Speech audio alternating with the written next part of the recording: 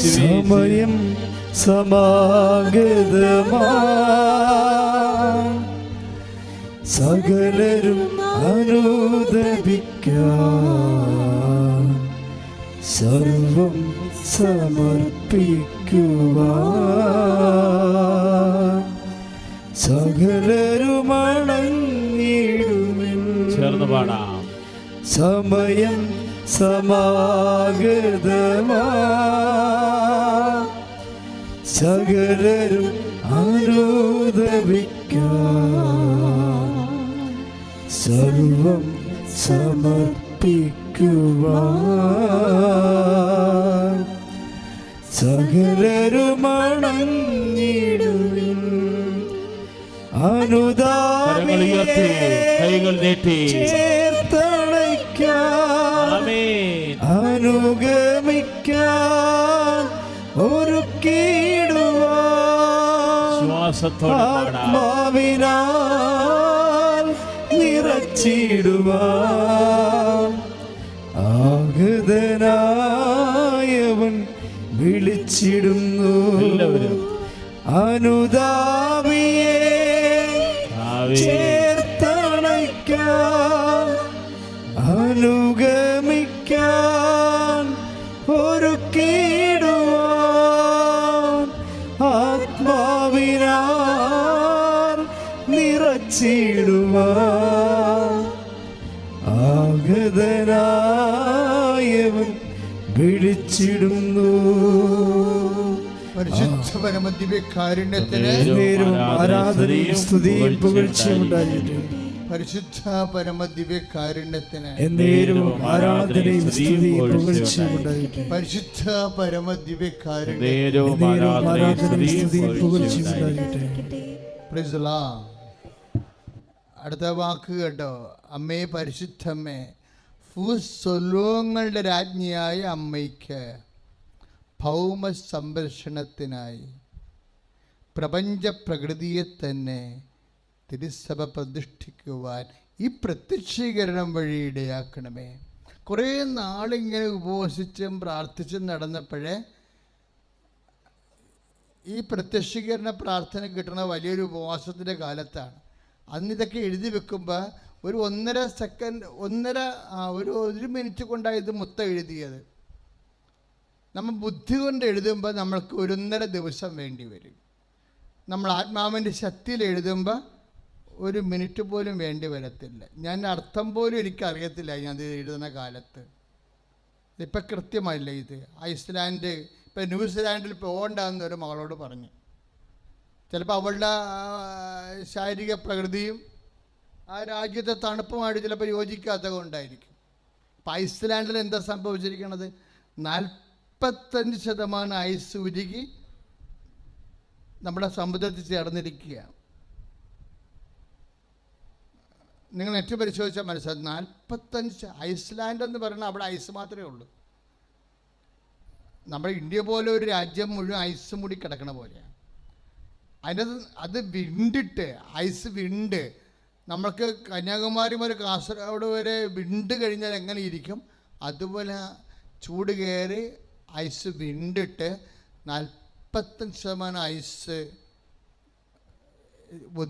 ഇതിനകം സമുദ്രത്തിൽ അലിഞ്ഞു ചേർന്നെന്ന് പറയുകയാണ്. അപ്പോൾ എത്ര അടി വെള്ളം കൂടും? ആ വെള്ളമൊക്കെ എങ്ങോട്ട് പോകും? ചില കരയൊക്കെ മുങ്ങിപ്പോവും അടുത്ത കാലങ്ങളിൽ. ഇത്രയും വെള്ളം സമുദ്രത്തിൽ കൂടുമ്പോൾ അതിൻ്റെ സമയമാണെന്നാണ് അമ്മ സമയഘടികാരത്തിൽ ഇതെല്ലാം എഴുതിയിരിക്കുന്നത്. എന്താണ്? പരിശുദ്ധമ്മേ, ഭൂസ്വലോകങ്ങളുടെ രാജ്ഞിയായ അമ്മയ്ക്ക് ഭൗമ സംരക്ഷണത്തിനായി പ്രപഞ്ച പ്രകൃതിയെ തന്നെ തിരുസഭ പ്രതിഷ്ഠിക്കുവാൻ. ഇതൊക്കെ പ്രാർത്ഥിക്കുമ്പോൾ ഉള്ളിലൊന്ന് ഓർത്തേക്കണം. ഇതൊക്കെ പ്രാർത്ഥിക്കുമ്പോഴേ നമ്മൾ പ്രകൃതി സംരക്ഷിക്കപ്പെടാൻ വേണ്ടി പരിശുദ്ധ അമ്മയുടെ പ്രത്യക്ഷപ്പെടലിനെക്കുറിച്ച് സഭ അന്വേഷിക്കാൻ വേണ്ടിയാണ് ഈ ലക്ഷക്കണക്കിന് മനുഷ്യരിപ്പോൾ പ്രാർത്ഥിച്ചുകൊണ്ടിരിക്കുന്നത്. അപകടം കേരളത്തിൽ മാത്രമല്ല, ലോകം മുഴുവനും അപകടമാണ്. ഇപ്പോൾ കഴിഞ്ഞ കൊല്ലം ഒറീസയിൽ ന്യൂനമർദ്ദം തുടങ്ങി, നമുക്ക് പ്രളയം വന്നു. ഇപ്പോഴും ഒറീസയിൽ ആന്ധ്രയിൽ ന്യൂനമർദ്ദം തുടങ്ങി നമുക്ക് പ്രളയം വന്ന് ഇങ്ങനെ വരികയാണ്. അപ്പോൾ ഇത് ഈ ന്യൂനമർദ്ദമായാലും ടൊർണാഡോയാലും ലോകം മുഴുവനും മുമ്പത്തേക്കാൾ കൂടുതൽ പ്രകൃതിക്ഷോഭങ്ങൾ വരുന്നുണ്ട്. അതിനെല്ലാം പ്രതിവിധിയായിട്ട് പരിശുദ്ധ അമ്മയ്ക്ക് പ്രപഞ്ച പ്രകൃതിയുടെ മാതാവ്, നമ്മൾ വിമല ഹൃദയം എന്ന് നമ്മൾ പറയും. അതുപോലെ അമ്മ മാതാവിൻ്റെ പുണ്യാവദാനങ്ങളെ പ്രകീർത്തിക്കുന്ന ഒത്തിരിയേറെ പ്രാർത്ഥനാ മാധ്യമങ്ങളുണ്ട്. പക്ഷേ അതിനേക്കാളെല്ലാം അതിജീവിച്ചൊരു നിലനിൽപ്പിൻ്റെ വിഷയമായി മാറുമ്പോൾ ആ നിലനിൽപ്പിന് കാരണമായിട്ട് പരിശുദ്ധ അമ്മയ്ക്ക് പ്രപഞ്ച പ്രകൃതിയുടെ മാതാവായി പരിശുദ്ധ അമ്മ തിരിച്ചറിയപ്പെടണം. തിരിച്ചറിയപ്പെട്ടിട്ട് പ്രപഞ്ച പ്രകൃതിയെ തിരുസഭ പരിശുദ്ധ അമ്മയ്ക്ക് പ്രതിഷ്ഠിക്കണം. അതോടുകൂടി എല്ലാ കാര്യങ്ങൾക്കും ഒരു സമാശ്വാസവും സമാധാനവും ഉണ്ടാകും. ഉടമ്പടി പ്രാർത്ഥന എപ്പോഴും എൻ്റെ മക്കൾ ശ്രദ്ധിക്കണം. ഇത് പ്രപഞ്ച പ്രകൃതിയുടെ മേലെ പരിശുദ്ധ അമ്മയ്ക്ക് അധികാരം കൊടുക്കുന്ന പ്രാർത്ഥനയായതുകൊണ്ട് തന്നെയാണ് വെള്ളം പൊങ്ങുമ്പോഴും തീ കത്തുമ്പോഴും ഇടിവെട്ടിനും മഴയത്തും എല്ലാം പ്രാർത്ഥിക്കാൻ പറ്റിയ പ്രാർത്ഥനയാണത്. കാര്യം അത് സഭയ്ക്ക് വേണ്ടിയുള്ള പ്രാർത്ഥനയാണ്. നമ്മളെ കാണുന്ന അടയാളങ്ങളൊക്കെ ഇല്ലേ, ഇവിടെ കാണുന്ന അടയാളങ്ങളെന്നും ഈ അടയാളങ്ങളെല്ലാം ഈ പ്രത്യക്ഷീകരണത്തെ സപ്പോർട്ടീവായിട്ടുള്ള അടയാളങ്ങളാണ്. പ്രത്യക്ഷീകരണ സഭ സ്ഥിരീകരിച്ചു കഴിഞ്ഞാൽ അതിന് ദൈവിക ലക്ഷ്യങ്ങൾ പൂർത്തിയാക്കി കഴിഞ്ഞാൽ കൃപാസനത്തിൻ്റെ റോള് തീരും. അല്ലാതെ ഇതൊരു വലിയ തീർത്ഥാടന കേന്ദ്രമായി ഇപ്പം ചെല്ലു പറഞ്ഞില്ലേ, അവരവരുടെ സന്തോഷം കൊണ്ട് പറഞ്ഞതാണ്. ഫാത്തിമയായി ഇത് മാറണമെന്ന അങ്ങനെ ഒരു ലക്ഷ്യമൊന്നും ഞങ്ങൾക്ക് ആർക്കുമില്ല. ഇവിടുത്തെ ലക്ഷ്യം എന്താണുള്ളത്? അമ്മയുടെ പ്രത്യക്ഷീകരണത്തിലൂടെ ദൈവത്തിന് ലോകത്തോട് സംസാരിക്കാനുള്ള കാര്യങ്ങളുണ്ട്. അത് സംസാരിച്ച് കഴിഞ്ഞാൽ അതിന് ഉത്തരവാദിത്തപ്പെട്ടവർ ദൈവത്തിന് തിരുമനസ് ഏറ്റെടുത്ത് കഴിഞ്ഞാൽ റോളങ്ങോട്ട് തീരുകയാണ് ശരിക്കും. പിന്നെ ദൈവമാണ് തീരുമാനിക്കുന്നത് കൃപാസനം നിലനിൽക്കണോ വേണ്ടയോ എന്നുള്ളത്, ഇല്ലേ? അതല്ലേ സത്യം. ചില സമയത്ത് എന്നോട് ചോദിക്കുവേ കൃപാസനത്തിൽ എന്നാ പ്രശ്നമെന്ന് ചില വിളിച്ചു ചോദിക്കുന്നത്. അച്ഛാ കൃപാസനം ഉണ്ടാ അതൊക്കെ ചോദിക്കും. അത് ആരണ്ടൊക്കെ താഴും കൊണ്ട് വന്നായിരുന്നല്ല പൂട്ടാൻ വേണ്ടി എന്നൊക്കെ ചോദിക്കും. പൂട്ടിപ്പോയാന്നൊക്കെ ചോദിക്കും. എന്നെ തന്നെ എൻ്റെ ബിഷപ്പ് വിളിച്ച് ചോദിച്ചു അതിനെ ബ്രീഫ് ചെയ്യാൻ വേണ്ടി, വാട്ട് ഇസ് ഹാപ്പനിങ് ഹിയർ, എന്താണ് ഇവിടെ സംഭവിക്കുന്നത്, ഇതിനെതിരെ വരുന്ന കൈകൾ എന്തുകൊണ്ട് ചൂണ്ടപ്പെടുന്നു എന്നുള്ളതിനെക്കുറിച്ച് ഒരു വീണ്ടും വിചാരം നടത്തണമെന്ന് എന്നോട് ആവശ്യപ്പെട്ടപ്പോൾ ഞാൻ പ്രാർത്ഥനാപൂർവ്വം പിതാവിനോട് പറഞ്ഞത് ഇത്രയേ ഉള്ളൂ. ഇതെല്ലാം ചെന്ന് അവസാനിക്കുന്നത് ഒറ്റ കാര്യത്തിലാണ്. എന്താണ്? അമ്മയുടെ പ്രത്യക്ഷപ്പെടൽ സഭ പരിശോധിക്കണം. വേറെ ഒന്നുമില്ല. കൃപാസനത്തിന് വേറെ പ്രശ്നങ്ങളൊന്നുമില്ല. ആരെങ്കിലും എന്തെങ്കിലുമൊക്കെ പ്രശ്നം ഉണ്ടാക്കിയാൽ അവരുടെ വിഷയമാണ്. അതൊന്നും ദൈവത്തിൻ്റെയോ ശുശ്രൂഷകരുടെയോ വിഷയമല്ല. കൃപാസനത്തിനൊരു വിഷയം മാത്രമേ ഉള്ളൂ. എന്താണ്? 2004 ഡിസംബർ മാസം ഇവിടെ പ്രത്യക്ഷപ്പെട്ട പരിശുദ്ധ അമ്മ സമയഘടികാരമായി എന്തുകൊണ്ട് നെഞ്ചിച്ചാർത്തി? അവിടെ എന്തുകൊണ്ട് ഉണ്ണീശ വന്നില്ല? എന്തുകൊണ്ട് ജപമാല വന്നില്ല? അതിന് പകരം സമയഘടികാരം എന്തുകൊണ്ട് വന്നു? എന്തുകൊണ്ട് 10:08 എന്ന് വന്നു? എന്തുകൊണ്ട് ചാരനിറത്തിലായി? എന്താണ് അമ്മ പറയാതെ ലോകത്തോട് പറയണത്? അത് പറയാനുള്ള ബാധ്യത സഭയ്ക്കാണെങ്കിൽ സഭ അന്വേഷിക്കണം. അതാണ് കൃപാസനത്തിൻ്റെ പ്രശ്നം. വേറെ ഒരു പ്രശ്നം ഇവിടെ ഇല്ല. ദൈവത്തിനും വിശ്വാസിക്കുമില്ലാത്ത പ്രശ്നം പിന്നെന്ത് പ്രശ്നമാണ്? അപ്പം അതുകൊണ്ട് ശക്തമായ രീതിയിൽ ദൈവികമായ മനസ്സുകൾ വെളിപ്പെട്ടുകൊണ്ട് ലോകത്തോടുള്ള ദൈവത്തിൻ്റെ പദ്ധതികൾ വെളിവാക്കാൻ വേണ്ടി അതിശക്തമായി സ്തുതിക്കട്ടെ. ഹല്ലേലൂയ.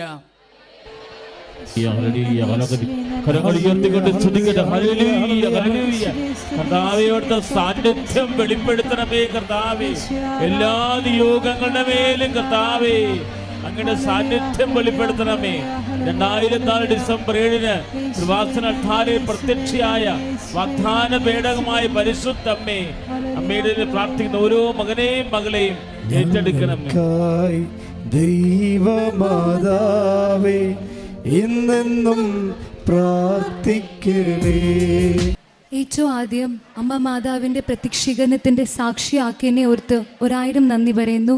ഈ പുണ്യഭൂമിയിൽ ഈ അൾത്താരിൽ നിൽക്കാനുള്ള യോഗ്യത ഞങ്ങൾക്കില്ല, പക്ഷെ നിർത്തിയതിന് ഈശോനും മാതാവിനും കോടാനുകോടി നന്ദി പറയുന്നു.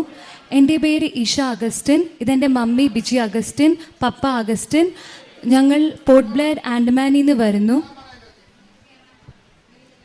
ഞാൻ ബിജി അഗസ്റ്റിൻ. ഞാൻ 2019 കൃപാസനത്തെ പറ്റി അറിയുന്നത്. എൻ്റെ ആൻറ്റി മുഖേനയാണ് ഞാൻ അറിയുന്നത്. അന്ന് എനിക്കൊരു പത്രം കിട്ടി, പക്ഷെ ഞാൻ അതേപ്പറ്റി അധികം വിശ്വാസം വരുവോ ആ പത്രം വായിക്കുകയോ ഒന്നും ചെയ്തില്ല. അങ്ങനെ ആ പത്രം ഞാൻ എവിടെയോ ഇട്ട് കളഞ്ഞു. അങ്ങനെ 2020 ഞാൻ ആൻഡമാൻ നിക്കോബാറിൽ ജിവിപന്ത് ഹോസ്പിറ്റലിൽ നേഴ്സായിട്ട് ജോലി ചെയ്യുവാണ് കോൺട്രാക്റ്റിൽ.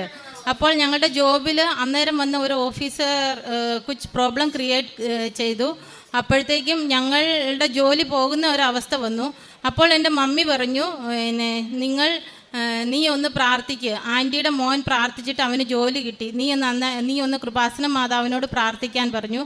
അപ്പോൾ ഞാൻ 41 ദിവസം റോസറി ചൊല്ലി, കൃപാസന മാതാവിൻ്റെ മധ്യസ്ഥത്തിൽ റോസറി ചൊല്ലി ഞാൻ പ്രാർത്ഥിച്ചു. ഞങ്ങൾക്ക് കോർട്ടിൽ നിന്ന് സ്റ്റേ ഓർഡറൊക്കെ കിട്ടി, ജോലി കണ്ടിന്യൂ ചെയ്യാനുള്ള ഓർഡർ ആയി. അതുപോലെ 2020 തന്നെ എൻ്റെ മോൾ MBBS പഠിക്കാനായിട്ട് അഡ്മിഷൻ കിട്ടി. അപ്പോഴൊക്കെയും ഞങ്ങൾ കൃപാസനത്തിൻ്റെ ഉടമ്പടിയെ പറ്റിയോ അതൊന്നും ഞങ്ങൾ അതേപ്പറ്റി ഡീറ്റെയിൽ ആയിട്ടൊന്നും അന്വേഷിക്കുകയോ അറിയുകയോ ഒന്നും ചെയ്തില്ല. അപ്പോൾ ഒരു പ്രാവശ്യം ഞാൻ യൂട്യൂബിൽ ഇങ്ങനെ എല്ലാ ടോക്കുകൾ, ബാക്കിയുള്ള അച്ഛന്മാരുടെയൊക്കെ ടോക്കുകളൊക്കെ കേൾക്കുകയും പ്രാർത്ഥിക്കുകയും ഒക്കെ ചെയ്യുന്ന, ചെറുതിലേ തൊട്ടേ ഞാൻ പ്രാർത്ഥിക്കുന്ന ഞങ്ങളുടെ കുടുംബമായിരുന്നു. ഞങ്ങളുടെ മമ്മി എപ്പോഴും ഞങ്ങളെ പള്ളിയിൽ കൊണ്ടുപോകും, പ്രാർത്ഥിപ്പിക്കും.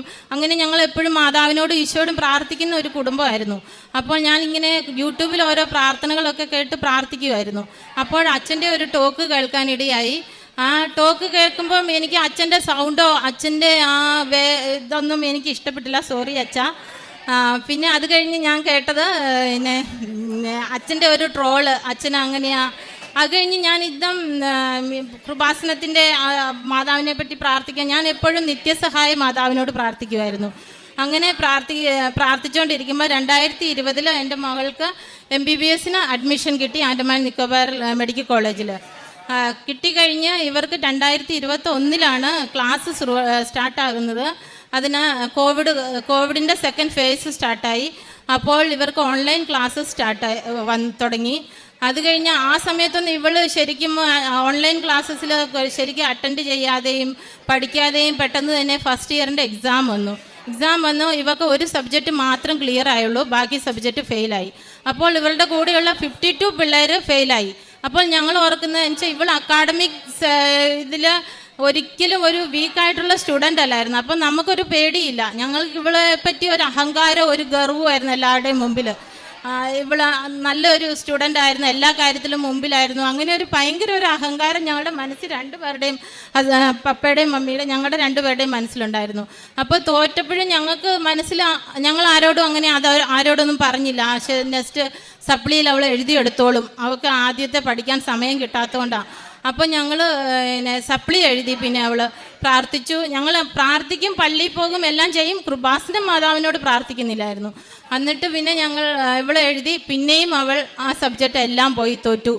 2 സബ്ജക്റ്റായിരുന്നു പാസ്സാകാനുള്ളത്, തോറ്റു. അപ്പോൾ പിന്നെ ഞങ്ങൾക്ക് വിഷമമായി. ഇവൾ ഒരു വർഷം ബാക്കായി. സപ്ലിയിൽ പാസ്സായില്ലെങ്കിൽ അവൾ ആ വർഷം ബാക്കായി, ഒരു വർഷം അവളുടെ പോയി. പിന്നെ അവൾ പറഞ്ഞു, ഇല്ല മമ്മി, ഞാൻ എഴുതിയെടുത്തോളാം. അവൾക്ക് അവളുടേതായ കഴിവിൽ അവൾക്ക് പിന്നെയും ഒരു വിശ്വാസമായിരുന്നു. ഒരിക്കലും ഒരു 0 മെറിറ്റിലേക്ക് ഞങ്ങൾ വന്നില്ല, വിശ്വാസമായിരുന്നു. ഇല്ല മമ്മി, നെക്സ്റ്റ് ടൈം ഞാൻ എഴുതിയെടുക്കും. അങ്ങനെ പറഞ്ഞ് അവൾ 3rd പരീക്ഷ എഴുതാനായി പോയപ്പോൾ എൻ്റെ അനിയത്തി എനിക്കൊരു സാക്ഷ്യം ഇട്ടു തന്നു. ഒരു നായർ ഫാമിലിയിൽ എൻ്റെ പപ്പ വന്ന് ഇവിടെ നിന്ന് സാക്ഷ്യം പറയുന്നു. അവൻ്റെ മകൾ MBBS പഠിക്കാൻ ബുദ്ധിമുട്ടായിരുന്നു, ലാംഗ്വേജ് പ്രോബ്ലം. അപ്പോൾ പപ്പ വന്ന് ഉടമ്പടി എടുത്ത് പ്രാർത്ഥിച്ചതിൻ്റെ ഫലമായി ആ മകൾ മുന്നോട്ട് പഠിക്കാനുള്ള അവസരം കിട്ടുന്നു. അപ്പോൾ ഞങ്ങൾക്ക് ഇച്ചിരിയൊക്കെ വിശ്വാസം തുടങ്ങി. വിശ്വാസം വന്ന് ഞാൻ ഇവളോട് പറഞ്ഞു, കൊച്ച് ഓൺലൈൻ ഉടമ്പടി എടുക്കുക. എന്നിട്ട് ഇവൾ ഓൺലൈൻ ഉടമ്പടി എടുത്തു. പക്ഷേ ഞങ്ങൾ പ്രത്യക്ഷീകരണ പ്രാർത്ഥനയോ ഉടമ്പടി പ്രാർത്ഥനയോ ഒന്നും കണ്ടിന്യൂ അത് എങ്ങനെ ഫോളോ ചെയ്യേണ്ടി ആ രീതിയിലൊന്നും ഫോളോ ചെയ്തില്ല, പ്രാർത്ഥിച്ചില്ല. ആ പ്രത്യക്ഷീകരണ പ്രാർത്ഥനയിൽ നമുക്കൊരു ആധ്യാത്മിക വരുന്നില്ലായിരുന്നു, അതിനെപ്പറ്റി ഒരു അർത്ഥം വരുന്നില്ല. എന്ത് പ്രാർത്ഥിച്ചാലും അതെന്തോ ഒരു പ്രാർത്ഥന അങ്ങനെയായിരുന്നു തോന്നിയിരുന്നത്, എങ്കിലും പ്രാർത്ഥിക്കുമായിരുന്നു. അപ്പോൾ അവൾ 3rd അറ്റംപ്റ്റ് പരീക്ഷ എഴുതിയിരിക്കുമ്പോൾ ഞാനിങ്ങനെ കിടന്നുറങ്ങുമ്പോൾ ഞാനൊരു സ്വപ്നം കാണുക. ഞാൻ ഇവിടെ വരുന്നു, ഇവിടെ വന്നിട്ട് ഞാൻ മാതാവിൻ്റെ ഫോട്ടോ കാണുന്നു. ഫോട്ടോയിൽ നിന്ന് മാതാവിനെ ഇത് നോക്കാതെ ഞാൻ അങ്ങോട്ട് മുന്നോട്ട് പോകുന്നു. അപ്പോൾ തന്നെ പിന്നെ ഞാൻ തിരിഞ്ഞു നോക്കുമ്പോൾ മാതാവ് എന്നെ നോക്കുമ്പോൾ ഞാൻ പെട്ടെന്ന് പോയി മാതാവിൻ്റെ അടുത്ത് പോയി നിന്ന് പൊട്ടിക്കരയുക. ഞാൻ എഴുന്നേറ്റ് ചെന്ന് കൊച്ചിനോട് ചെന്ന് ചോദിച്ചു, മോളെ റിസൾട്ട് വന്നോ? നെയ് മമ്മി നെയ് ആയ പോലെ तू हम पूछा फिर हम कुछ बोला नहीं, क्या हुआ मम्मी पूछा तो ഞാൻ പറഞ്ഞു ഒന്നുമില്ല മോനെ, കുച്ച് നെയ്യേ കരക്കെ പോലി. ദൂസരാ ദിൻ നെക്സ്റ്റ് ഡേമേ ഞാൻ സ്വപ്നം കണ്ട ആ സമയത്ത് ഇവളുടെ റിസൾട്ട് വന്നു. ഇവൾ പിന്നെയും ഫെയിലായി. അപ്പോൾ ഞങ്ങൾക്ക് എന്ത് ചെയ്യണമെന്നറിയില്ല, ഞങ്ങൾ ആകെ തകർന്നു. പിന്നെ ഞങ്ങൾക്ക് ഈ ഒരു മകളേ ഉള്ളൂ. അപ്പോൾ ഞങ്ങൾ ആകെ തകർന്നു. എൻ്റെ വീട്ടിലൊക്കെ വിളിച്ചു പറഞ്ഞു, ഞങ്ങൾ കരച്ചിലാണ്. അപ്പോൾ യൂണിവേഴ്സിറ്റിയിൽ നിന്ന് ഒരു ഓർഡർ നേരത്തെ വന്നത് ഈ പിള്ളേർക്ക് അറിയത്തില്ലായിരുന്നു. ഇനിയുള്ള പിള്ളേർക്ക് ഇവരുടെ ബാച്ചിലെ തൊട്ടുള്ള 2019 ബാച്ചുള്ള പിള്ളേർക്ക് തൊട്ട് 4 അറ്റംപ്റ്റ് മാത്രമേ എഴുതാൻ കൊടുക്കുകയുള്ളൂ. അത് കഴിഞ്ഞാൽ ഡിസ്ക്വാളിഫൈ ചെയ്യും, യൂണിവേഴ്സിറ്റിയിൽ നിന്ന് വെളിയിലാക്കും. ഇവർ പോണ്ടിച്ചേരി യൂണിവേഴ്സിറ്റിയുടെ കീഴിലാണ് പഠിക്കുന്നത്. അപ്പോൾ ആ ഓർഡർ വന്നു കഴിഞ്ഞപ്പോൾ ഞങ്ങൾക്ക് ഭയങ്കര ടെൻഷൻ. എൻ്റെ ഈ സ്വപ്നം കണ്ടു ഇവൾ ഫെയിലായി. ഇവൾ പറഞ്ഞു, മമ്മി നമുക്ക് കൃപാസനത്തിൽ പോകാം. എക്സാമിൻ്റെ റിസൾട്ട് വന്നു. 2nd ഡേയിൽ ഞങ്ങൾ ഇവിടെ വന്ന് പ്രാർത്ഥിച്ചു. അപ്പോൾ ഒരാളെ ഉടമ്പടി എടുക്കാൻ പറ്റുള്ളായിരുന്നു. മോൾ ഉടമ്പടി എടുത്ത് പ്രാർത്ഥിച്ച് അച്ഛൻ്റെ പ്രാർത്ഥന കൈവച്ച് അച്ഛനും പ്രാർത്ഥിച്ചു. ഞങ്ങൾ പോയിരുന്ന സമയത്ത് ഞങ്ങൾക്ക് ആദ്യം തന്നെ മാതാവ് ഞങ്ങളുടെ കൂടെ വന്നു എന്നതിന് ഒരടയാളം തന്നു. ഞങ്ങൾ ഫ്ലൈറ്റിലിരിക്കുമ്പോൾ ഞങ്ങൾക്ക് അന്ന് തന്നെ എനിക്ക് അവിടെ ചെന്ന് ലാൻഡ് ചെയ്യണം, എനിക്ക് നൈറ്റ് ഡ്യൂട്ടി ചെയ്യണം. ഞാനൊരു സ്റ്റാഫ് നേഴ്സാണ്, എനിക്ക് നൈറ്റ് ഡ്യൂട്ടി ചെയ്യണം. അപ്പോൾ ഭയങ്കര ക്ലൈമറ്റ് വേഴ്സായി, ഫ്ലൈറ്റ് ലാൻഡ് ചെയ്യാൻ പറ്റുന്നില്ല. അങ്ങോട്ടും ഇങ്ങോട്ടും ഭയങ്കരമായി പ്രോബ്ലം, ഫ്ലൈറ്റ് ക്രാഷ് ആകുന്ന രീതിയിലുള്ള ക്ലൈമറ്റ് വന്നു. അപ്പോൾ ഞാൻ ഇവളോട് പറഞ്ഞു, പൈലറ്റ് അനൗൺസ് ചെയ്തു 7 മിനിറ്റ് ഞങ്ങൾ നോക്കും, അല്ലെങ്കിൽ ലാൻഡ് ചെയ്യാൻ പറ്റുന്നില്ലെങ്കിൽ ഫ്ലൈറ്റ് റിട്ടേൺ ചെന്നൈക്ക് പോകും. ഞാൻ ഇവളോട് പറഞ്ഞു, മോനെ നീയല്ലേ ഉടമ്പടി എടുത്തത്, നീ മാതാവിൻ്റെ പ്രത്യക്ഷീകരണ പ്രാർത്ഥന ചൊല്ല, ഞാൻ വിശ്വാസ പ്രമാണം ചൊല്ലി പ്രാർത്ഥിക്കാം. എന്നിട്ട് ഇവൾ അങ്ങനെ ഞങ്ങൾ കണ്ണടച്ച് 2 പേരും പ്രാർത്ഥിച്ചു. 3 മിനിറ്റായി ഫ്ലൈറ്റ് ലാൻഡ് ചെയ്തു. ഞങ്ങൾ കണ്ണ് തുറക്കുമ്പോൾ എല്ലാം നല്ല വെയിൽ, നല്ല പ്രശാന്തമായ ക്ലൈമറ്റ്. എന്നിട്ട് ഞങ്ങളെ പപ്പ കൊണ്ടുവരാൻ വന്നു. ഞങ്ങൾ ചെന്ന് വണ്ടിയിൽ കയറിയിരുന്നു. അതുപോലെ തന്നെ എങ്ങനെയായിരുന്നോ പഴയ ക്ലൈമറ്റ്, ഞങ്ങൾക്ക് റോഡ് പോലും കാണുന്നില്ല ഡ്രൈവ് ചെയ്ത് പോകാനുള്ള, അതുപോലെ ഒരു ക്ലൈമറ്റായി. ആ 3 സെക്കൻഡിന് വേണ്ടി ഞങ്ങൾ ആ വണ്ടിയിൽ കയറി ഇരിക്കുന്നോടം വരെ. അപ്പോൾ ഞങ്ങൾക്ക് മനസ്സിലായി മാതാവ് ഞങ്ങളുടെ കൂടെ വന്നിട്ടുണ്ട്. അത് ഞാൻ ഇവളോട് പറയും. പക്ഷേ ഇവള് പിന്നെ പ്രാർത്ഥിക്കുന്ന സമയത്ത് ഞങ്ങൾ പത്രം കൊടുക്കാനായിട്ട് ഇറങ്ങുമ്പോൾ ഞങ്ങൾക്ക് ഭയങ്കര നാണക്കേട്. അതിനെന്ന് വെച്ചാൽ ഇവള് നേരത്തെ തൊട്ട് അങ്ങനെ ആരുടെയും മുമ്പിൽ തലകുനിക്കുന്ന ഒരു കൊച്ചല്ല, എല്ലാവരുടെയും മുമ്പിൽ ഏറ്റവും മുമ്പിലായി നിൽക്കണം ഇവക്ക്. അപ്പോൾ ഞങ്ങൾക്കൊരു നാണക്കേട്, ഇവർക്ക് ഇങ്ങനെ ഫെയിലായി, ഇങ്ങനെ ഞങ്ങൾ കൃപാസനത്തിൽ പോയി പത്രം ഇങ്ങനെയാണെന്നൊന്നും പറയാൻ ഒരിത്. എന്നാലും ഞങ്ങൾ പത്രമൊക്കെ കൊടുത്തു. പക്ഷേ പ്രേക്ഷിത വേല, ഹെൽപ്പ് ചെയ്യണം, അങ്ങനെയുള്ള ബാക്കി ഒരു റൂൾസും ഫോളോ ചെയ്തില്ല വീട്ടിൽ. പക്ഷെ ഞങ്ങൾ എന്നും പ്രാർത്ഥിക്കുമായിരുന്നു. പ്രാർത്ഥിക്കുന്ന പറഞ്ഞാൽ എല്ലാ ദിവസവും പള്ളിയിൽ പോയി. ഈ കുഞ്ഞ് ഞാൻ ഈശോയോട് ചോദിക്കുന്ന ഒരേ ഒരു കാര്യമായിരുന്നു, ഈശോയെ എന്നും പള്ളിയിൽ പോകും, റോസറി ചെല്ലും, ഞങ്ങളെക്കാളും കൂടുതൽ പ്രാർത്ഥിക്കും, ഇവളുടെ ജീവിതത്തിൽ എന്തിനാണ് ഇങ്ങനെ ഒരു ഫെയിലിയർ കൊടുത്തത്, അങ്ങനെ ഞങ്ങൾ പ്രാർത്ഥിക്കുമായിരുന്നു. പക്ഷേ അത് കഴിഞ്ഞ് ഇവളെ എടുത്തിട്ടുണ്ടല്ലോ, ഇവള് നന്നായി പ്രാർത്ഥിക്കുന്നുണ്ടല്ലോ, ഞങ്ങളപ്പം ഞങ്ങളുടെ ഡ്യൂട്ടി ആകുമ്പോൾ ഞങ്ങൾ ആ പ്രത്യക്ഷീകരണ പ്രാർത്ഥനയൊന്നും ഫോളോ ചെയ്യുന്നില്ലായിരുന്നു, ശരിക്കും പ്രാർത്ഥിക്കുന്നില്ലായിരുന്നു. എന്നിട്ട് ഇവള് 4th attempt last attempt exam എഴുതിയപ്പോൾ ഒരു പേപ്പർ ഭയങ്കര ടഫ്, ഒരു പേപ്പർ ഈസിയാന്ന് പറഞ്ഞു. അങ്ങനെ അത് കഴിഞ്ഞ് റിസൾട്ട് വന്നപ്പം ഇവൾക്ക് ഈസിയാന്ന് പറഞ്ഞ സബ്ജക്റ്റ് പിന്നെയും പോയി. അവൾ ഡിസ്ക്വാളിഫൈ ആയി. കോർട്ടിൽ നിന്ന് ഓർഡർ വന്നു. ഞങ്ങൾക്ക് ഓർഡർ കോപ്പി എല്ലാ പേരൻസിനും കിട്ടി. ഇനി ഇവർക്ക് കണ്ടിന്യൂ ചെയ്യാൻ പറ്റത്തില്ല. അപ്പോൾ ഞങ്ങൾ എന്ത് ചെയ്യും, ഇവളുടെ ഭാവി എന്ത് ചെയ്യും? ഇവളുടെ 3 വർഷം നഷ്ടമായി, ബാക്കായി പോയി. ഇനി എന്ത് ചെയ്യും? അങ്ങനെ എൻ്റെ സഹോദരങ്ങളുടെ ഹെൽപ്പിലൊക്കെ കൂടെ ഇവൾക്ക് ഞങ്ങൾ ബാംഗ്ലൂരിൽ BSc നഴ്സിങ്ങിന് അഡ്മിഷൻ ഇട്ടു. അപ്പോഴാണ് യൂണിവേഴ്സിറ്റി എന്ന് പറയുന്നത് ഇവർക്ക് ഞങ്ങൾ അഡ്മിഷൻ്റെ സമയത്ത് ഒരു ബോണ്ട് പേപ്പർ സൈൻ ചെയ്യും. 10 ലക്ഷം പിള്ളേർ അവരുടെ എന്തെങ്കിലും കാരണത്താൽ യൂണിവേഴ്സിറ്റിയിൽ നിന്ന് വെളിയിലാവുകയാണെങ്കിൽ ഞങ്ങൾ 10 ലക്ഷം രൂപ അവിടെ അടച്ചിട്ട് വേണം, ബോണ്ട് കെട്ടി വെച്ചിട്ട് വേണം ഇവർക്ക് സർട്ടിഫിക്കറ്റ് കൊടുക്കുകയുള്ളൂ. അങ്ങനെ ഒരു പ്രോബ്ലം വന്നു. എങ്കിലും ഞങ്ങൾ ഇവളെ രണ്ടും വിശ്വസിച്ച് അപ്പോൾ മാതാവിനോട് 2-3 ദിവസം ഞങ്ങൾ മാതാവിനോട് ഈശോയോട് പ്രാർത്ഥിക്കുകയോ സംസാരിക്കുകയോ നേരെ നോക്കുകയോ ചെയ്യുന്നില്ലായിരുന്നു. പിന്നെ ഞങ്ങൾ പ്രാർത്ഥിക്കാനും പിന്നെ വിശ്വാസം പിന്നെ എങ്ങനെയൊക്കെയോ വിശ്വാസം വന്ന് ഞങ്ങൾ പിന്നെയും പ്രാർത്ഥിക്കാൻ തുടങ്ങി. ഇവളുടെ ഉടമ്പടി അതെല്ലാം എടുത്ത് പ്രാർത്ഥിക്കാൻ തുടങ്ങി. അവൾക്ക് അഡ്മിഷൻ കിട്ടുമെന്ന് തോന്നി. അപ്പോൾ ഞങ്ങൾ പിന്നെയും വീണ്ടും പ്രാർത്ഥിക്കാൻ തുടങ്ങി. ഉടമ്പടിയുടെ എല്ലാ കാര്യങ്ങളും ഫോളോ ചെയ്യാൻ തുടങ്ങി.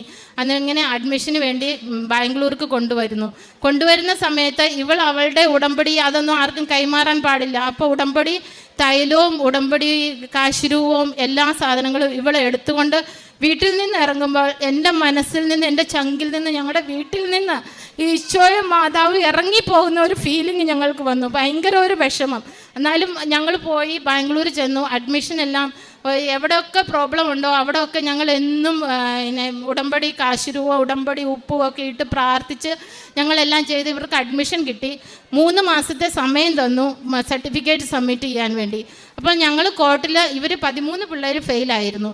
അപ്പോൾ കോർട്ടിൽ കേസ് ഫയൽ ചെയ്തു. ഇവർ സ്വന്തമായി പോയതല്ല, യൂണിവേഴ്സിറ്റി ഇവരെ വെളിയിലാക്കിയതാണ്. അതുകൊണ്ട് ഞങ്ങൾക്ക് പൈസ കൊടുക്കാതെ സർട്ടിഫിക്കറ്റ് വേണം. പിന്നെ ഞങ്ങൾ അതിന് വേണ്ടി പ്രാർത്ഥിച്ചു. എന്നിട്ട് എൻ്റെ ആങ്ങളെ പറഞ്ഞു ഞങ്ങൾ ബാംഗ്ലൂരിൽ നിന്ന് തിരിച്ച് നേരിട്ട് ആൻഡമാന് പോർട്ട് ബ്ലെയറിന് പോകാൻ വേണ്ടി വന്നതാണ്. ഞങ്ങൾ നാണക്കേട് കാരണം ഞങ്ങൾക്ക് എങ്ങോട്ടും പോകാനോ സങ്കടം കാരണം ഒന്നും ചെയ്യാനോ ഉള്ള മനസ്സില്ല. അപ്പോൾ പറഞ്ഞു, എടി മറ്റേച്ചി നീ നാട്ടിൽ ഇവിടെ വന്നിട്ട് പോ. ഞാൻ പറഞ്ഞു ഇല്ല, ഞാൻ വരുന്നില്ല, ഞങ്ങൾ തിരിച്ചു പോവുക, ഇവർക്ക് അഡ്മിഷൻ കൊടുത്തിട്ട് തിരിച്ചു പോവുക. പക്ഷേ എൻ്റെ മനസ്സിൻ്റെ ഉള്ളിൽ ഇവൾ ആ കാശോ ഇതെല്ലാം കൊണ്ടുപോയ ഒരു വിഷമം അങ്ങനെ കിടക്കുമ്പോൾ എന്നോട് പറയുക പോയി ഉടമ്പടി എടുക്കുക. അങ്ങനെ ഞാൻ അന്നേരം ഇങ്ങോട്ട് ആൻഡമാനിന് പോകാനുള്ള പിറ്റേ ദിവസം പോകാനുള്ള തീരുമാനത്തിൻ്റെ സമയത്ത് ഞാൻ പറഞ്ഞു ഇല്ല സജു, നമുക്കൊന്ന് കൃപാസനത്തിൽ പോയിട്ട് പോകാം. അങ്ങനെ ഞങ്ങൾ രണ്ടുപേരും നിനക്ക് പോകണോ? അങ്ങനെ ഞങ്ങൾ രണ്ടുപേരും ആ രാത്രി തന്നെ ബാംഗ്ലൂരിൽ നിന്ന് ബസ് കയറി ഞങ്ങൾ ഇവിടെ കൃപാസനത്തിൽ വന്നു. ഞാൻ ഉടമ്പടി എടുത്തു. ഞാൻ ഉടമ്പടിയിൽ ഇതാണ് എഴുതിയിരുന്നത്. 1, അവളുടെ സർട്ടിഫിക്കറ്റ് പൈസ കൊടുക്കാതെ തന്നെ തിരിച്ചു കിട്ടണം. 2, അവളിപ്പോൾ ഏത് അവസ്ഥയിലാണ് പോയിരിക്കുന്നത്. എൻ്റെ കുഞ്ഞ് അവിടെ നിന്ന് തല കുനിച്ചാണ് ഇറങ്ങിപ്പോന്നിരിക്കുന്നത്. ഇപ്പോൾ ഏത് അവസ്ഥയിൽ അവളെ പഠിക്കാൻ കൊണ്ടുപോയിട്ടുണ്ടോ അവിടുന്ന് തലയുയർത്തി ഒന്ന് തിരിച്ചു വരാമെന്ന് വെച്ചാൽ ഇവൾ പറഞ്ഞു ഇനി ഞാൻ ആൻഡമാന് വരത്തില്ല. അപ്പോഴത്തേക്കും ഞാൻ പറഞ്ഞു തല ഉയർത്തി തിരിച്ചു വരാനുള്ള ഒരു അനുഗ്രഹം ആശീഷ് കൊടുക്കണേ ഈശോയെ, മാതാവേ കൃപയുണ്ടാകണേ എന്ന് പ്രാർത്ഥിച്ചു. പിന്നെ ഉള്ളിൻ്റെ ഉള്ളിൽ ഒരു തേങ്ങനായി ഞങ്ങൾ പ്രാർത്ഥിച്ചു. ഇവളെ ഒരു ഡോക്ടറായി കാണാനുള്ള ഞങ്ങളുടെ ആഗ്രഹം മാതാവേ, അത് ഞങ്ങളുടെ ഉള്ളിൻ്റെ ഉള്ളിൽ അങ്ങനെ തന്നെയാണ്, അതിന് എന്തായാലും നടക്കില്ലല്ലോ. അങ്ങനെ പറഞ്ഞ് പ്രാർത്ഥിച്ച് ഇൻറ്റൻഷൻ ഇട്ട് ഞങ്ങൾ പോയി പ്രാർത്ഥിച്ചു. ഡിസംബറായി. 3 മാസം ഇവൾ BSc നഴ്സിംഗ് പഠിച്ചു. എന്നിട്ട് ഡിസംബറിൽ വെക്കേഷൻ ഇവൾ എൻ്റെ വീട്ടിലേക്ക്, ഞാൻ ഇവിടെ നാട്ടിൽ പാലായിലാണ് എൻ്റെ വീട്. അപ്പോൾ പാലായിൽ ഇവൾ അങ്ങോട്ട് പോയി. അപ്പോൾ ഞങ്ങൾ ഇവളെ കാണാനായിട്ട് പാലായിക്ക് വരാൻ വേണ്ടി ഇവർക്ക് വേണ്ടി ഷോപ്പിംഗ് ചെയ്യുമ്പോൾ ഒരു ഓർഡർ വന്നു, കോർട്ടിൻ്റെ ഓർഡർ വന്നു. ഈ പിള്ളേർക്ക് സർട്ടിഫിക്കറ്റ് പൈസ ഇല്ലാതെ തിരിച്ചു കൊടുക്കണം. അപ്പോൾ തന്നെ അവിടെ നിന്ന് തന്നെ ഞാൻ കരഞ്ഞു മാതാവിന് നന്ദി പറഞ്ഞു. അത് കഴിഞ്ഞ് പിറ്റേ ദിവസം ഒരു ഓർഡർ വരികയാണ്. ഞങ്ങൾ ആരും ഒരു പിള്ളേരുടെയും പേരൻസ് ഇവർക്ക് വേറൊരു അറ്റംപ്റ്റും കൂടെ കൊടുക്കണം, എന്നും പറഞ്ഞ് ഞങ്ങൾ ആരും ഒരിടത്തും ട്രൈ ചെയ്തിട്ടില്ല. അപ്പോൾ NTA യൂണിവേഴ്സിറ്റിയിൽ നിന്ന് ഡൽഹിയിൽ നിന്ന് ഒരു ഓർഡർ വരികയാണ്. ഈ ബാച്ചിലെ 2020 ബാച്ചിലെ പിള്ളേർ കോവിഡ് അഫക്റ്റഡ് പിള്ളേരാണ്. അതുകൊണ്ട് യൂണിവേഴ്സിറ്റി തന്നെ ഈ റൂൾ ചേഞ്ച് ചെയ്ത്, അതെൻ്റെ അമ്മമാതാവിൻ്റെ കൃപ കൊണ്ട് മാത്രമാണ്. റൂൾ ചെയ്ത് കഴിഞ്ഞ് ആ പേപ്പറിൽ എഴുതിയിരിക്കുകയാണ് മേഴ്സി അറ്റംപ്റ്റ്. ഇവർക്കൊരു മേഴ്സി അറ്റംപ്റ്റ് കൊടുക്കണം. 5th അറ്റംപ്റ്റ് കൊടുത്തു. അങ്ങനെ ഇവർ 5th അറ്റംപ്റ്റിൽ എഴുതാൻ ഞാൻ ഇവളോട് പറഞ്ഞു. ഇപ്പോൾ എല്ലാം നന്നായി നടന്നു പോവുകയായിരുന്നു, പിന്നെയും ഒരു പരീക്ഷണം, ഞാൻ വരുന്നില്ല മമ്മി, അങ്ങനെ അവൾ പറഞ്ഞു. അപ്പോൾ അവൾ ആകെ തകർന്നു. പിന്നെ ഞാൻ ഉടമ്പടി എനിക്ക് ഡിസംബറിൽ എനിക്ക് ഇവിടെ വരണം, റിന്യൂവൽ ചെയ്യാൻ. ഞങ്ങൾ അന്ന് വന്ന് റിന്യൂവൽ ചെയ്യണമെന്ന് ഓർത്ത് വന്നു. അപ്പോൾ 5th അറ്റംപ്റ്റിന് ഓർഡർ വന്നു കഴിഞ്ഞപ്പോൾ ഇവളെന്ത് ചെയ്താൽ സമ്മതിക്കുന്നില്ല, പഠിക്കുന്നില്ല. അങ്ങനെയൊക്കെ വന്ന് പിന്നെ ഞാൻ മാതാവിനോട് പ്രാർത്ഥിച്ചു. ഞാനും എൻ്റെ മമ്മി ഇവളും ഒക്കെ കൂടെയാണ് ഇവിടെ പിന്നെയും വന്നത് എൻ്റെ റിന്യൂവൽ ചെയ്യാൻ വേണ്ടി. ഇത് മമ്മിയുടെ അടുത്ത് ഇവൾ ഇരിക്കുക, ഇവിടെ ഇരുന്ന് ഇവൾ പ്രാർത്ഥിക്കുന്നൊന്നുമില്ല, അല്ലെങ്കിൽ നന്നായി പ്രാർത്ഥിക്കുന്ന കൊച്ചായിരുന്നു. പിന്നെ ഞാൻ അവിടെ ഒരു അച്ഛൻ്റെ അടുത്ത് പോയി, ഞാൻ പറഞ്ഞു കൊച്ചു പോയി ഒന്ന് പ്രാർത്ഥിച്ച് അച്ഛനോട് കാര്യങ്ങളൊക്കെ പറഞ്ഞെന്ന് പറഞ്ഞു. അവിടെ പോയി പ്രാർത്ഥിച്ച് കാര്യങ്ങളൊക്കെ പറഞ്ഞു കഴിഞ്ഞപ്പോഴത്തേക്ക് ഇവൾ ഇച്ചിരി ശാന്തമായി. പിന്നെ ഇവള് ഞങ്ങളുടെ അങ്ങോട്ട് ആൻഡമാനിൽ വരാനായി. അപ്പോൾ ഇവിടെ 3 മാസം ഇവള് 10 ദിവസത്തെ ലീവിനാണ് ബാംഗ്ലൂരിൽ നിന്ന് വന്നത്. അപ്പോൾ എന്ത് ചെയ്യുമെന്നറിയില്ല, അവിടെ ലീവ് എങ്ങനെ പറയും, ഇവക്ക് എക്സാം എഴുതാനായിട്ട് ഇവക്ക് പഠിക്കാൻ സമയം വേണം. അങ്ങനെ ഈശോയുടെ മാതാവിൻ്റെ ഓരോ കൃപ, ഓരോ പ്ലേ എന്ന് പറയാം, ഇവള് കളിക്കാൻ പോയി കസിൻസിൻ്റെ കൂടെ. ഇവളുടെ കാലിന് ഫ്രാക്ചറായി കഴിഞ്ഞപ്പോഴത്തേക്കും നമുക്ക് മെഡിക്കൽ സർട്ടിഫിക്കറ്റ് സബ്മിറ്റ് ചെയ്യാനൊരു വഴി മാതാവ് കാണിച്ചു തന്നു. ഇവക്ക് 3 മാസത്തെ റെസ്റ്റ്. ആ 3 മാസത്തെ റെസ്റ്റിനുള്ളിൽ അവൾക്ക് യൂണിവേഴ്സിറ്റിയിൽ നിന്ന് അവിടുത്തെ അഡ്മിഷന് ഇവൾ ജയിച്ചില്ലെങ്കിൽ തിരിച്ച് അവിടെ പോയി പഠിക്കുകയും ചെയ്യാം. ഇവിടെ പഠിച്ച് പരീക്ഷ എഴുതാനുള്ള ഒരവസരം മാതാവ് തന്നു. അങ്ങനെ ഇവൾ പരീക്ഷ എഴുതി പാസ്സായി. പരീക്ഷ എഴുതി കഴിഞ്ഞ് ഞാൻ പറഞ്ഞു, മമ്മി എനിക്ക് ഒരു സബ്ജക്റ്റായിരുന്നു ഉണ്ടായിരുന്നത്. ഇവള് ഉടമ്പടി എടുത്ത് പ്രാർത്ഥിച്ച സമയത്ത് ഞാൻ ഒരു കാര്യം വിട്ടുപോയി. ഇവൾ ഉടമ്പടി എടുത്ത് പ്രാർത്ഥിച്ച സമയത്ത് ഇവൾക്ക് ടഫായിരുന്ന പരീക്ഷ പാസ്സായി, മറ്റത് ഫെയിലായി. ഇപ്പോൾ പിന്നെ ഒരു സബ്ജക്റ്റാണ് പാസ്സാകാനുള്ളത്. ഇവൾ പരീക്ഷ എഴുതി ഭയങ്കര ടഫായിരുന്നു, എല്ലാ പിള്ളേർക്കും ടഫ്. അപ്പോൾ ഞാനിങ്ങനെ പിന്നെയും കിടന്ന് ഉറങ്ങുന്ന സമയത്ത്, ഞാൻ പകൽ ഉറങ്ങുന്ന സമയത്ത് പിന്നെയും ഞാനിങ്ങനെ ഒച്ചയിൽ എഴുന്നേറ്റിരുന്ന് പറയുക, ജെറമിയ 29:11 വചനം, നിങ്ങളെക്കുറിച്ചുള്ള ഒരു പദ്ധതി എൻ്റെ മനസ്സിലുണ്ട്, അത് നിങ്ങളുടെ നാശത്തിനല്ല ക്ഷേമത്തിനുള്ള പദ്ധതിയാണ്. എനിക്കത് കേട്ട് ഞാനത് പറഞ്ഞപ്പോൾ എനിക്ക് ഭയങ്കര സങ്കടം. ഇനിയും മാതാവെ പരീക്ഷിക്കാനാണോ, ഇനി അവളുടെ ക്ഷേമത്തിനാണെന്നും പറഞ്ഞ് പരീക്ഷിക്കാനാണോ എന്നും പറഞ്ഞ് ഞാൻ പെട്ടെന്ന് ഈശോയുടെ മാതാവിൻ്റെ അടുത്ത് പോയിരുന്നു, കരഞ്ഞ് പ്രാർത്ഥിച്ചു. ഇനി അത് പറ്റത്തില്ല മാതാവേ, മാതാവ് തന്നെ ഈ അവസരം ഇവളെ കൊണ്ടുവന്ന് നിർത്തിയെങ്കിൽ, മാതാവ് ഇവക്ക് ജസ്റ്റ് പാസ് മാർക്കല്ല, ഇവൾക്ക് പാസ് മാർക്ക് 80 തിയറിയിൽ വേണം, ഓർ പ്രാക്ടിക്കലിൽ 70, ടോട്ടൽ 150 മാർക്ക് ഉണ്ടെങ്കിൽ ഇവർ പാസ്സാകും. പക്ഷേ ഞാൻ പറഞ്ഞു തിയറിയിൽ 120 മാർക്കിന് എബവ് ആൻഡ് പ്രാക്ടിക്കലിൽ നോർമൽ മാർക്ക്, ഞാനൊന്നും പറഞ്ഞില്ല. അങ്ങനെ പറഞ്ഞ് പ്രാർത്ഥിച്ചു. അതോടൊപ്പം ഞാൻ പറഞ്ഞു, ഇങ്ങനെയൊരു സ്വപ്നം കാണാൻ ഇടയായതുകൊണ്ട് ഞാൻ പറഞ്ഞു, ഈ 13 പിള്ളേരും പാസ്സാകണം മാതാവേ. എല്ലാ പിള്ളേരുടെയും മാതാപിതാക്കളുടെ മനസ്സ് ഞങ്ങളുടെ പോലെയാണ്, ഞങ്ങളെപ്പോലെ കരയുകയാണ് അതുങ്ങളെല്ലാം, ആ മാതാപിതാക്കളെല്ലാം. അതുകൊണ്ട് എല്ലാവരെയും മാതാവ് പാസ്സാക്കണം. മാതാവിൻ്റെ കൃപയാന്ന് ഞങ്ങൾക്കൊന്ന് അനേകരോട് പറയണം അതിനു വേണ്ടി. അതുപോലെ തന്നെ ഇവർക്ക് റിസൾട്ട് വന്നു. ഇവർക്ക് തിയറിയിൽ 123 മാർക്ക്, പ്രാക്ടിക്കൽ 75 മാർക്ക്, ബാക്കി 13 പിള്ളേരും പാസ്സായി. അത് മാതാവിന് എത്രമാത്രം നന്ദി പറഞ്ഞാലും ഞങ്ങൾ അത്രയ്ക്ക് അതിനുള്ള യോഗ്യതയില്ല, എന്നാലും ഞങ്ങൾക്ക് ആ അവസരം തന്ന് മാതാവ് ഇവളെ രക്ഷിച്ചു. അതിന് വെച്ചാൽ ഞങ്ങൾ പ്രാർത്ഥിക്കുമ്പോൾ എപ്പോഴും പറയും, പപ്പ പ്രാർത്ഥിക്കും, ഞങ്ങൾ 2 പേരും കൂടി ഇരുന്ന്, ഇവള് പോയി കഴിയുമ്പോൾ ഞങ്ങൾ 2 പേരും തന്നെയാണ് വീട്ടിൽ. ഞങ്ങൾ പ്രാർത്ഥിക്കുമ്പോൾ ഞങ്ങളുടെ ഉള്ളിൽ നിന്ന് ഒരു തേങ്ങലാണ്, മാതാവെ അവളെ ഒരു ഡോക്ടറായി കാണാനുള്ള അനുഗ്രഹം. ആ തേങ്ങൽ മാതാവ് കേട്ടു, ഈശോ കേട്ടു. എന്നിട്ട് പപ്പ പ്രാർത്ഥിക്കുമ്പോൾ പറയും, ഞങ്ങൾ ഇടയ്ക്കിടയ്ക്ക് പ്രാർത്ഥിക്കുന്ന ഒരു വചനമാണ് ലൂക്ക 18:27, മനുഷ്യന് അസാധ്യമായത് ദൈവത്തിന് സാധ്യമാണ്. പപ്പ പ്രാർത്ഥന करता जीसस ओ जीसस आपको और आपको मनुष्य का असंभव आपको संभव है, लेकिन अभी कुछ भी नहीं कर सकता क्योंकि सब कुछ खत्म हो गया. वैसे ये प्रार्थना करता था, लेकिन ये सब कुछ संभव है करके माताव दिखा दिया, हम लोग के सामने दिखा दिया, हम लोग കാണിച്ചു തന്നു. और फिर हम लोग ऐसी छोटा मोटा ചെറിയ ഒത്തിരി അനുഗ്രഹങ്ങൾ തന്നു. ഞങ്ങളുടെ വീട് ഒത്തിരി പഴയ വീടായിരുന്നു അവിടുത്തെ. അപ്പോൾ എൻ്റെ വീട്ടിൽ നിന്നൊക്കെ ആൾക്കാർ വരുമ്പോൾ താമസിക്കാനൊക്കെ ഭയങ്കര പ്രോബ്ലം ആയിരുന്നു. അപ്പോൾ ഞങ്ങൾ അത് റെനോവേറ്റ് ചെയ്യണം. പക്ഷെ ഞങ്ങളുടെ കയ്യിൽ 0 ബാലൻസ് ആണ് ആ സമയത്ത്. ഞങ്ങൾ എന്നിട്ട് പ്രാർത്ഥിച്ചുകൊണ്ടിരുന്നു. ഇവൾ ആദ്യം തന്നെ ഉപ്പിട്ട് പ്രാർത്ഥിക്കാൻ തുടങ്ങി. മേളിലും താഴെയും എവിടെയൊക്കെ ചെയ്യണം അവിടെ എല്ലാം ഉപ്പിട്ട് പ്രാർത്ഥിക്കാൻ തുടങ്ങി, വിശ്വാസ പ്രമാണം ചൊല്ലാൻ തുടങ്ങി, ഞങ്ങൾ പ്രാർത്ഥിക്കാൻ തുടങ്ങി. എന്നാലും ഞങ്ങൾക്കൊരു തീരുമാനത്തിലെത്താൻ പറ്റുന്നില്ല, ചെയ്യണോ വേണ്ടായോ. അപ്പോൾ ഞാൻ മാതാവിനോട് പറഞ്ഞു, ഞാൻ 1 ആഴ്ച മുഴുവനും വിശ്വാസ പ്രമാണം ചൊല്ലി പ്രാർത്ഥിച്ച് ഉപ്പിട്ട് എല്ലായിടത്തും ഉപ്പിട്ട് പ്രാർത്ഥിച്ചിട്ട് ഒരു ദിവസം ഞാൻ കയറി നിന്ന് പറഞ്ഞു, മാതാവേ, മേളിൽ കയറി നിന്ന് പറഞ്ഞു, മാതാവ് ഇന്ന് തന്നെ ഒരു തീരുമാനം പറയണം, ഞങ്ങൾ വീട് പണിയണോ വേണ്ടായോ. അപ്പോൾ മാതാവ് പറഞ്ഞു, ഞാൻ എന്നിട്ട് ചെന്നിട്ട് ബൈബിൾ എടുത്ത് വായിച്ചു. ഞങ്ങൾ എപ്പോഴും ബൈബിൾ വായിക്കുന്നത്, ഞാൻ 2-3 പ്രാവശ്യം ബൈബിൾ വായിച്ച് തീർത്തു. നേരത്തെ തൊട്ട് ബൈബിൾ വായിക്കുമായിരുന്നു, അണ്ടർലൈൻ ചെയ്യുമായിരുന്നു. പക്ഷേ ഇത് ഞാൻ അണ്ടർലൈൻ ചെയ്ത ഒരു വേഴ്സും അല്ല, 1 Kings chapter 9 verses 3 കിട്ടി എനിക്ക്. നിന്റെ പ്രാർത്ഥനകളും യാചനകളും ഞാൻ ശ്രവിച്ചിരിക്കുന്നു. നീ നിർമ്മിക്കുകയും എന്നേക്കുമായി എൻ്റെ നാം പ്രതിഷ്ഠിക്കുകയും ചെയ്ത ഈ ആലയം ഞാൻ വിശുദ്ധീകരിച്ചിരുന്നു. അപ്പോൾ തന്നെ ഞങ്ങൾ പറഞ്ഞു ഞങ്ങൾ വീട് പണിയാം. അങ്ങനെ ആ വീട് പണി ഞങ്ങളുടെ എല്ലാം നല്ലതായി പൂർത്തിയായി 3 മാസം കൊണ്ട്. ഇങ്ങനെ അതുപോലെ ഞാൻ ചെയ്യുന്ന പ്രേക്ഷിത വേലകൾ എന്ന് പറഞ്ഞാൽ ഞാൻ ഗവൺമെൻറ് ഹോസ്പിറ്റലിലാണ് ജോലി ചെയ്യുന്നത്. പത്രം ഞങ്ങൾ എപ്പോഴും എല്ലാ പേഷ്യൻസിനും കൊടുക്കാൻ പറ്റുന്നവർക്കൊക്കെ കൊടുക്കും. അങ്ങനെ പറയുന്ന സമയത്ത് ഞാൻ വാടിപ്പോയി ഓരോ ബംഗാളി പേഷ്യൻസിന് അവരുടെ പിള്ളേരൊക്കെ അഡ്മിറ്റ് ആകുമ്പോൾ അവരോടൊക്കെ പറയുമ്പോൾ പപ്പ പറയും ഇവളെന്തെങ്കിലും അടി മേടിച്ചുകൊണ്ട് വരും അവരുടെ കയ്യിൽ നിന്ന്. അങ്ങനെ പറയുമായിരുന്നു. ഇല്ല, ഞാൻ അടി മേടിക്കത്തില്ലെന്ന് പറഞ്ഞ് ഞാൻ വരും. എന്നിട്ട് ഞങ്ങളങ്ങനെ പത്രമൊക്കെ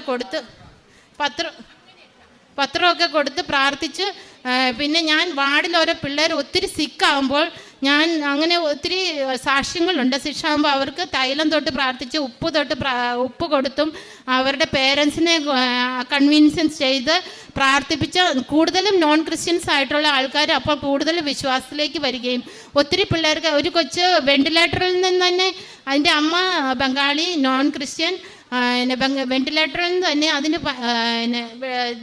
ക്യൂവറായി കൊച്ചുങ്ങൾ തിരിച്ചു വന്നു. അങ്ങനെ 3-4 പിള്ളേർ ഒത്തിരി ക്യൂവറായി. ഇപ്പോൾ ലാസ്റ്റ് ഞങ്ങൾ ഇവിടെ വരുന്നതിന് മുമ്പ് ഒരു കൊച്ച് 21 ദിവസമായിട്ട് വെന്റിലേറ്ററിലായിരുന്നു. അപ്പോൾ ആ കുഞ്ഞിന് വേണ്ടി ഞാൻ ഈ മാതാവിനെ പറ്റി പറഞ്ഞപ്പോൾ എൻ്റെ കൂടെയുള്ള നോൺ ക്രിസ്ത്യൻസിനായിട്ടുള്ള സ്റ്റാഫ് അവിടുന്ന് ഇവിടെ വന്ന് ഉടമ്പടി എടുത്തിട്ട് പോയിട്ടുണ്ട്. അപ്പോൾ അവൾ ആദ്യം ചെന്ന് ഞാനും പ്രാർത്ഥിക്കുമായിരുന്നു. പക്ഷേ അവർ അമ്മ ക്രിസ്ത്യൻ, പപ്പ നോൺ ക്രിസ്ത്യൻ. അതുകൊണ്ട് തന്നെ ഞാൻ അതുകൊണ്ട് പ്രത്യേകം പ്രാർത്ഥിക്കാമെന്ന് പറഞ്ഞു. അപ്പോൾ അവൾ വന്ന് ആദ്യം കൊച്ചിന് ഉടമ്പടി തൈലം തൊട്ട് പ്രാർത്ഥിച്ചു. അപ്പോൾ അവളുടെ വിശ്വാസം വർദ്ധിപ്പിക്കണമെന്ന് പറഞ്ഞ് ഞാനും അവിടെ നിന്ന് റോസറി ചൊല്ലി പ്രാർത്ഥിക്കാൻ തുടങ്ങി. കൊച്ചു വെന്റിലേറ്ററിൽ നിന്ന് വെളിയിൽ വരുന്നില്ല. ഒരു ദിവസം ഞാൻ ഡ്യൂട്ടി കഴിഞ്ഞ് വരുമ്പോൾ കൊച്ചെന്നെ നോക്കുന്ന പോലെ എനിക്ക് തോന്നി. അപ്പം ഞാൻ പറഞ്ഞു, മാതാവേ ഇന്ന് 2-1 ചെയ്യണം. ഒന്നെങ്കിൽ കൊച്ചിനെ എസ്റ്റിബേറ്റ് ചെയ്യണം, അല്ലെങ്കിൽ മാതാവ് കൊണ്ടുപോകണം. എത്ര ദിവസമാണ് ഇങ്ങനെ ഞങ്ങൾ ചെയ്യുന്നത്. അന്ന് തന്നെ രാവിലെ തന്നെ ആ കൊച്ച് വെന്റിലേറ്ററിൽ നിന്ന് എസ്റ്റിബേറ്റ് ആയി. പക്ഷേ ഡോക്ടേഴ്സൊന്നും അത് വിശ്വസിക്കത്തില്ല. ഞങ്ങൾ ഉടമ്പടി എടുത്ത ബാക്കി അവർക്കൊക്കെ അത് വിശ്വാസമാണ്. അതുപോലെ കൊച്ച് ഓക്സിജനിൽ നിന്ന് ഔട്ടാകുന്നില്ല. എത്ര ദിവസമായിട്ട് 46 ഡേയ്സ് കൊച്ച് ഓക്സിജനിൽ നിന്ന് വെളിയിൽ വരുന്നില്ല. അപ്പോൾ ഞാൻ പറഞ്ഞു എനിക്ക് നാട്ടിൽ പോകണം, എനിക്ക് സാക്ഷ്യം പറയണം, ഈ കുഞ്ഞിനെ ഓക്സിജനിൽ നിന്ന് ഔട്ടാക്കണം. ഞാൻ തന്നെ ഒരു ദിവസം നൈറ്റ് ഡ്യൂട്ടി കഴിഞ്ഞ് വന്ന സമയത്ത് അതിൻ്റെ ഓക്സിജൻ മാറ്റി ഞാൻ എല്ലാവരോടും പറഞ്ഞു നിങ്ങൾ വാച്ച് ചെയ്യണം. ഓക്സിജൻ മാറ്റി ആ കുഞ്ഞ് അന്ന് തൊട്ട് ഓക്സിജൻ ഇല്ലാതെ തന്നെ ശ്വസിക്കാൻ തുടങ്ങി. അതുപോലെ ഞങ്ങൾക്ക് ലാംഗ്വേജിൻ്റെ ഒത്തിരി പ്രോബ്ലം ഉണ്ട്. എനിക്ക് ഹിന്ദിയിൽ അധികം പറയാൻ പറ്റിയല്ല. അപ്പോൾ ഞങ്ങൾ ഓഡിയോ റെക്കോർഡ് ചെയ്തിട്ട് ഓരോ പേഷ്യൻസ് വെന്റിലേറ്ററിലായിട്ട് അൺകോൺഷ്യസ് ആയി കിടക്കുന്ന പേഷ്യൻ്റെയും വെന്റിലേറ്ററിൽ ചെവിയിൽ കൊണ്ട് അവരുടെ അറ്റൻഡറെ കൊണ്ട് പറയിപ്പിച്ച് ഞങ്ങൾ കൊടുത്ത് അങ്ങനെ ക്യൂവറായിട്ടുള്ള സാക്ഷ്യങ്ങളുണ്ട്. ഇത്രയേറെ അനുഗ്രഹങ്ങൾ ഒത്തിരിയേറെയുണ്ട് പറയാനായിട്ട്. ഇത്രയേറെ അനുഗ്രഹങ്ങൾ തന്ന എൻ്റെ അമ്മ മാതാവിനും ഈശോയ്ക്കും ഞങ്ങൾ 3 പേരും ഒത്തിരിയേറെ നന്ദി പറയുന്നു. ഞാനൊരു ചെറിയ സാക്ഷ്യം പറയാം. ഞാനിപ്പോൾ 3rd ഇയർ MBBS പഠിക്കുവാണ്. ആദ്യം എനിക്ക് വിശ്വാസമില്ലായിരുന്നു. ഞാൻ ട്രോള് വഴിയാണ് അച്ഛനെ കേട്ടത്. അത് കഴിഞ്ഞിട്ട് പിന്നെ ഞാൻ അച്ഛനിൽ വിശ്വാസം വന്നത് എനിക്ക് 5th അറ്റംപ്റ്റിൽ ഞാൻ പാസ്സായി കഴിഞ്ഞിട്ട് ഞാൻ MBBS വീണ്ടും ജോയിൻ ചെയ്തപ്പോഴാണ് എനിക്ക് കൃപാസന മാതാവിൽ വിശ്വാസം വന്നത്. ഇപ്പോൾ ഞാൻ പേഷ്യൻസിനെ കാണുമ്പോൾ കൃപാസന മാതാവിനെ പറ്റി പറയുകയും അവരോട് ഏത് ലാംഗ്വേജ് ആണോ അതിൻ്റെ പത്രം കൊടുക്കുകയും എൻ്റെ കയ്യിൽ PDF ഉണ്ട്, ഹിന്ദി, മലയാളം, ഇംഗ്ലീഷ് ഏത് ലാംഗ്വേജ് ആണോ അവരോട് ഞാൻ അത് കൊടുക്കുകയും അത് മാത്രമല്ലാതെ എനിക്ക് റിക്കറൻറ്റ് സ്റ്റൈ വരുമായിരുന്നു. അപ്പോൾ എല്ലാവരും എന്നോട് പറയും ഞാൻ ഡോക്ടറിൽ പഠിക്കുമല്ലോ, അപ്പോൾ എല്ലാവരും പറയും ഓപ്പറേഷൻ ചെയ്താൽ മതി. അപ്പോൾ ഞാൻ പറഞ്ഞു ഇല്ല മാതാവേ ഞാൻ തൈലം തൂത്തേ ചെയ്യത്തുള്ളൂ. അപ്പോൾ ഞാൻ തൈലം തൂത്തു. അത് ഒരാഴ്ച കഴിഞ്ഞിട്ടാണ് ശരിയായത്. അപ്പോൾ ഞാൻ പറഞ്ഞു ഇല്ല മാതാവേ ഇനി എനിക്ക് വന്ന ഒരു ദിവസത്തിനുള്ളിൽ എൻ്റെ ശരിയാക്കി തരണം സ്റ്റൈ വരുന്നത്, അപ്പോഴേ എൻ്റെ വിശ്വാസം വളരത്തുള്ളൂ. അങ്ങനെ തന്നെ സംഭവിച്ചു. അതുപോലെ എൻ്റെ കാലിൽ സ്പ്രെയിൻ വരുമായിരുന്നു. ഒരു പ്രാവശ്യം ഞാൻ പെട്ടെന്ന് ബെഡിൽ നിന്ന് ഇറങ്ങിയപ്പോൾ സ്പ്രെയിൻ വന്നു. അപ്പോൾ ഞാൻ തൈലം തൊട്ട് പ്രാർത്ഥിച്ചു. ആ സ്പ്രെയിൻ 2 ദിവസത്തിനുള്ളിൽ പോയി. ഇങ്ങനെ കുറേ സാക്ഷ്യങ്ങളുണ്ട്. മമ്മി എന്നോട് പേഷ്യൻസിൽ അവർക്ക് ഏത് ലാംഗ്വേജിലാണ് മനസ്സിലാകുന്ന ആ ലാംഗ്വേജിൽ ഞാൻ ഓഡിയോ റെക്കോർഡ് ചെയ്ത് കൃപാസനം പ്രേയർ, രാവിലത്തെ പ്രതീക്ഷിക്കുന്ന പ്രേയർ ആയാലും വൈകുന്നേരത്തെ പ്രേയർ ആയാലും ആ ലാംഗ്വേജിൽ ഇംഗ്ലീഷ്, ഹിന്ദിയിൽ പ്രാർത്ഥിച്ചിട്ട് ഞാൻ ഓഡിയോ അവർക്ക് ചെയ്തു. ഇങ്ങനെ ചെറിയ ചെറിയ കാര്യങ്ങൾ കാരുണ്യ പ്രവൃത്തിയും പ്രേക്ഷിത പ്രവൃത്തിയും എല്ലാം ഞങ്ങൾ കുടുംബത്തോടെ ഞങ്ങൾ ചെയ്യുന്നു. അമ്മ മാതാവിനും കൃപാസന ഈശോയ്ക്കും 1000 നന്ദി പറയുന്നു.